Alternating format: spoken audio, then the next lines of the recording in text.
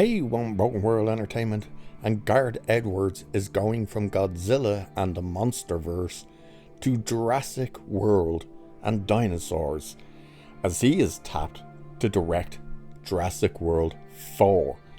Now, let's keep in mind, he's coming into a project that the story apparently is fully locked in with no compromises on the horizon for it.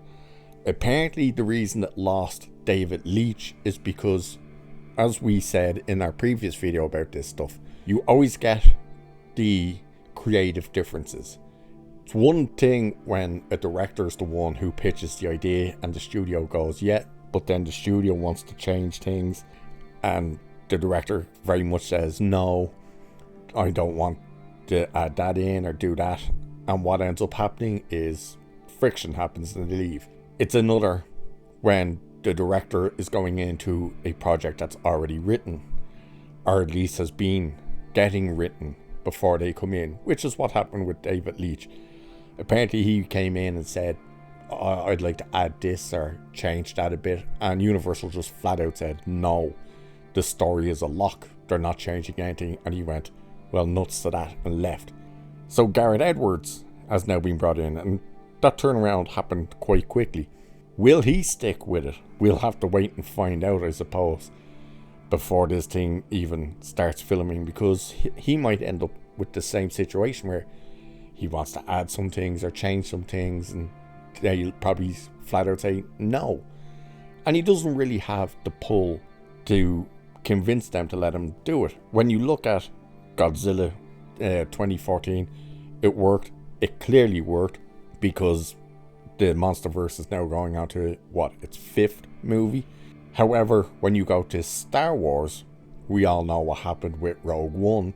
He got replaced, basically, from directing it.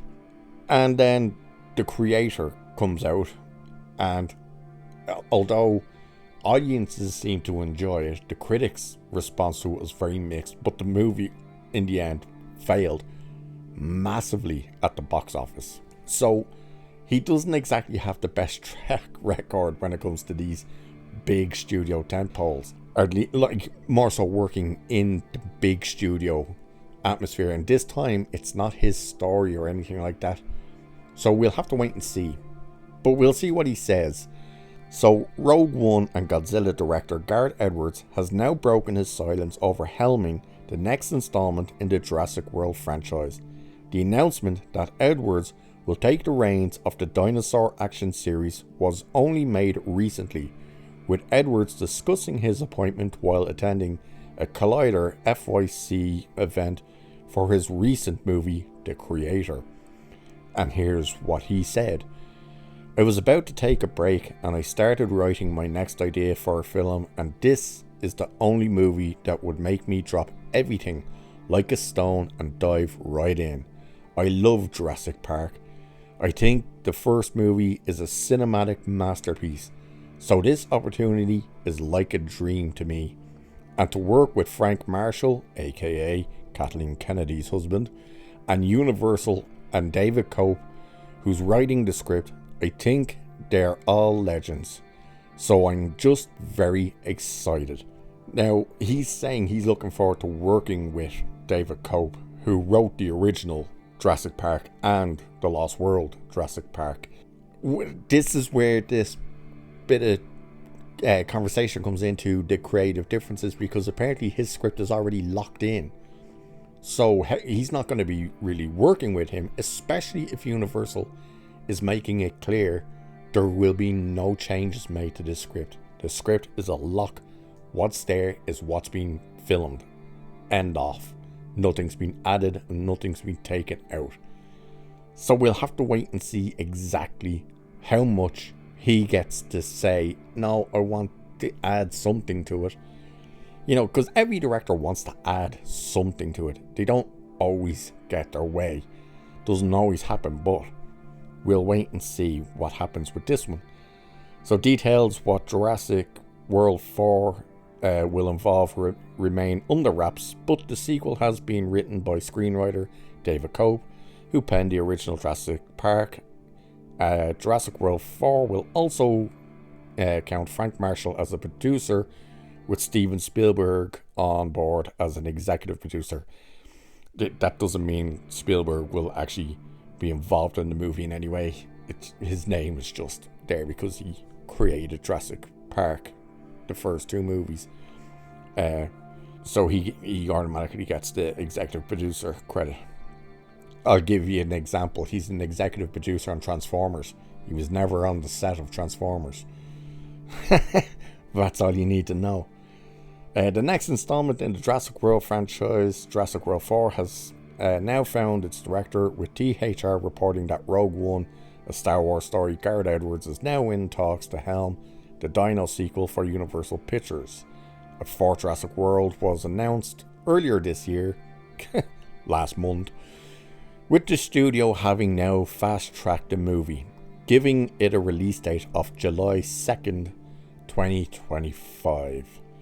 Deadpool 2 director David Leitch, who is also known for the likes of Bullet Train and The Fall Guy, had initially been in talks to direct Jurassic World 4. However, negotiations fell apart after the filmmaker discovered that his input would be minimal due to the project's fast-track status, and because the producers wanted to wield a stronger hand after the experiences of Jurassic World Dominion, according to reports.